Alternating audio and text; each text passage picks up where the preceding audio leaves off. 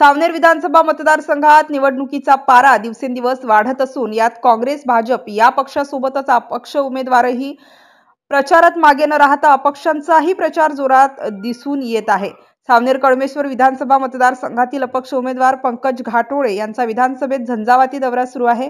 या अपक्ष उमेदवाराचा धडाक्यात प्रचार सुरू असल्याने त्यांना विधानसभेत मतदारांचा भरभरून प्रतिसाद मिळत आहे।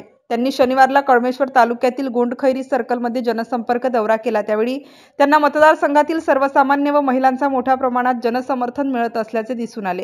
गोंडखैरी जनसंपर्क दौऱ्यादरम्यान आमच्या प्रतिनिधींनी अपक्ष म्हणून निवडणूक लढत असलेले उमेदवार पंकज घाटोळे यांच्याशी साधलेला संवाद।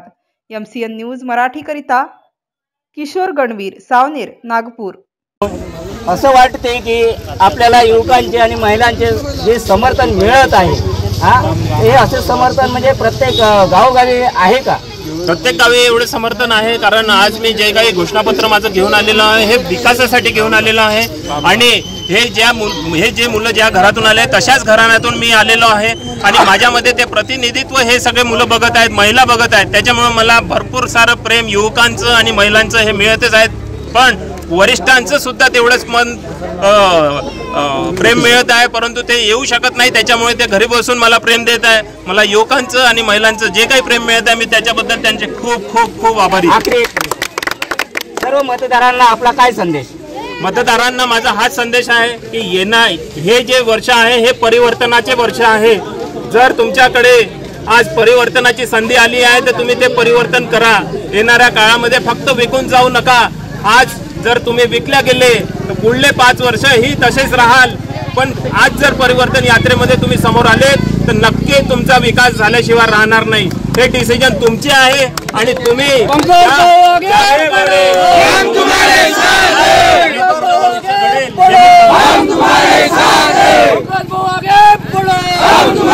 आणि हा प्रचार दौरा सुरू आहे आणि अपक्ष उमेदवार पंकज भाऊ घाटोळे हे प्रचार दौरा दरम्यान आता शिरूरमध्ये पोहोचलेले आहे। यांच्याशी आपण वार्तालाप करणार आहोत। मला सांगा, आपण एक अपक्ष उमेदवार आहात आणि आपल्या विरोधात जे आहे तगडे उमेदवार फायटर म्हणून उभे आहात, तर आपण यांच्याशी कशी तगडी फाईट देणार आणि आपले मुद्दे काय आहे आणि जनतेपर्यंत कोणत्या मुद्दे घेऊन जाणार? आपले मुद्दे हे विकासाचे मुद्दे आहेत। आजपर्यंत जे काही राजकारण इथे झालेलं आहे विकासाच्या नावाने नुसते घराणेशाही चाललेली आहे। भरपूर दिवसांपासून आज एवढे सगळे घोषणापत्र आलेले आहेत, परंतु एका जागेचे असे 10 वेळा उद्घाटन आपण प्रत्येक वर्षी बघतो, परंतु उद्घाटन हे होत राहतात आणि कामाची व्यवस्था काही होत नाही आहे। आणि त्याच्यामुळे आज आपल्या इकडे जो विकास पाहिजे होता शिक्षण दृष्ट्या, आरोग्य दृष्टिकोनातून, क्रीडा दृष्टिकोनातून, रोजगार दृष्टिकोनातून आणि त्याच्यानंतर आपल्या आधुनिकतेकडे शेती आधुनिकतेकडे जे शेती चाललेली आहे पश्चिम महाराष्ट्रात ते पण इथे आपल्या इकडे मुबलक प्रमाणात नाही आहे। त्याच्यानंतर कला संस्कृती याला सुद्धा इथे वरचढ नाही आहे। तर याच दृष्टिकोनातून घेऊन आपण एक विकास मॉडेल घेऊन आलेलो आहोत, जे की एक उत्कृष्ट विकास मॉडेल आहे आणि येणाऱ्या काळामध्ये आपण या विकास मॉडेलच्या आधारे आपण इथे भरपूर काही चांगलं काम करण्याची आपली पूर्ण इच्छा आहे आणि ते नक्की पुढल्या 6 महिन्यामध्ये आपण ते दाखवू म्हणजे दाखवू।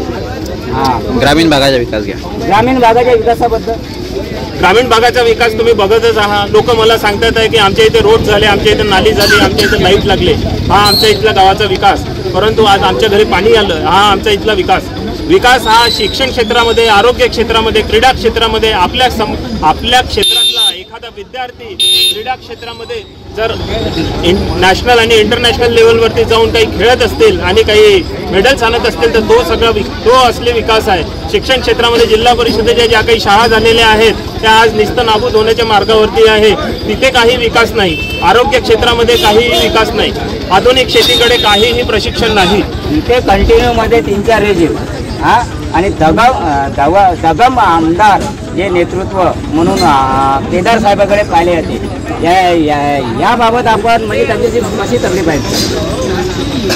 जे काही आपले आमदार साहेब आहेत ते ऑलरेडी या क्षेत्रामध्ये 4-5 वेळा निवडून आलेले आहेत। जनतेने खूप प्रेम दिलेलं आहे त्यांना आणि त्यांना प्रेम असंख्य लोकांचे मेळतही असतात, त्यांचे कार्यकर्तेही सुद्धा त्यांच्यावर भरभरून प्रेम करत असतात, परंतु त्यांच्या मार्फत काही विशेष लोकांचंच फक्त भलं झालेलं आहे.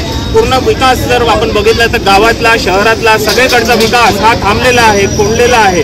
आणि आपले आमदार साहेब एवढ्या वर्षांपासून इथे येत आहे, परंतु आपल्या MIDC सेक्टरला काहीही नवीन कंपन्या सुद्धा आणू शकलेले नाही आणि इथे विकास मॉडेल ना आपल्या सावनेर क्षेत्राचं काही DP प्लान ते मंजूर करू शकले नाही. DP प्लानमध्ये जर काही प्रॉब्लेम होता, सावनेर क्षेत्र उचलून दुसऱ्या ठिकाणी हस्तांतरित करायला पाहिजे होतं, परंतु ते पण सुद्धा करण्यात आलेलं नाही.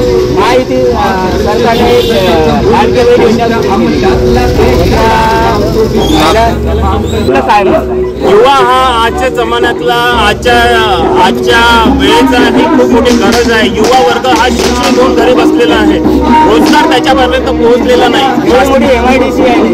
MIDC मध्ये मोजक्या हातावर पोहोचण्याला 2-3 कंपन्या आहे, परंतु पाहिजे त्या प्रमाणामध्ये इथे रोजगार त्या पद्धतीने वाढलेला नाही.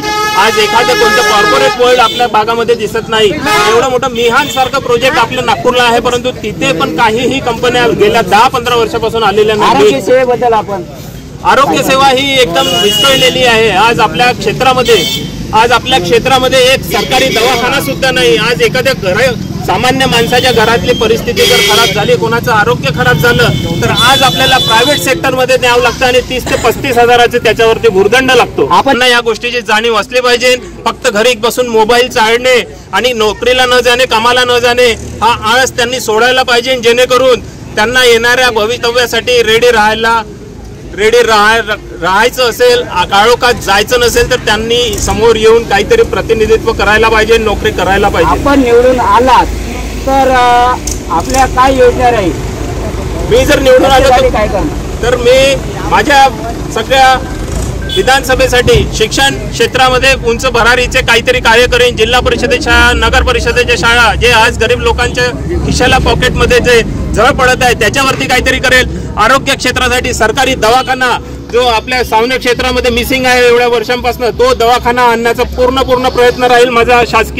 शासकीय सेवेमध्ये बेरोजगारांसाठी आपली हेटी MIDC सेक्टरला नवीन कंपनी, तसेच एक IT पार्क, आपल्या इंजिनियर मित्रांसाठी एक IT पार्कची व्यवस्था करण्याची माझी पूर्ण तयारी आहे. शेतकऱ्यांसाठी मी आधुनिक शेतीकडे सगळ्या शेतकरी लोकांना वळवणार आहे. आज मान्सून शेती करणे ठीक नाही, परंतु आधुनिक शेतीला जर साथ मिळाला तर नक्कीच आपल्या शेतीमध्ये भरपूर भरभरीचे कार्य दिसेल आणि आपण त्याच्यामध्ये चांगली प्रगती करू. आपल्याला जनतेकडून प्रतिसाद हा जनतेकडून भरपूर चांगल्या प्रकारे मिळत आहे, कारण परिवर्तन ही काळाची गरज आहे आणि आजचा नागरिक हा खूप त्रस्त झालेला आहे घराणेशाही या राजकारणामुळे. म्हणून आज लोकांची पहिली पसंती ही अपक्ष उमेदवार ऊस शेतकरी पंकज घाटोडे यांना भरभरून मिळत आहे. मी जनतेला खूप धन्यवाद देईल की त्यांनी येणाऱ्या काळामध्ये 20 तारखेला ऊस शेतकरी या चिन्हावर मतदान करून मला बहुसंख्य मताने विजयी करा, जेणेकरून आपण 23 तारखेला खूप जल्लोष करू आणि पुढल्या 6 महिन्यामध्ये आपल्या क्षेत्रामध्ये विकासाची लहर लागणार म्हणजे लागणार, येणार म्हणजे येणार, हे मी तुम्हाला सगळ्यांना वचन देतो. आणि तुम्हाला सगळ्यांना वचन देऊन तुमचे हात पकडण्यासाठी माझा हात समोर करत आहे आणि मला आशा आहे की तुम्ही सगळे माझा हात पकडाल आणि तुम्ही पण आपली प्रगती कराल. धन्यवाद. हे होते अपक्ष उमेदवार सावनेर विधानसभा क्षेत्राचे पंकज घाटोडे. धन्यवाद.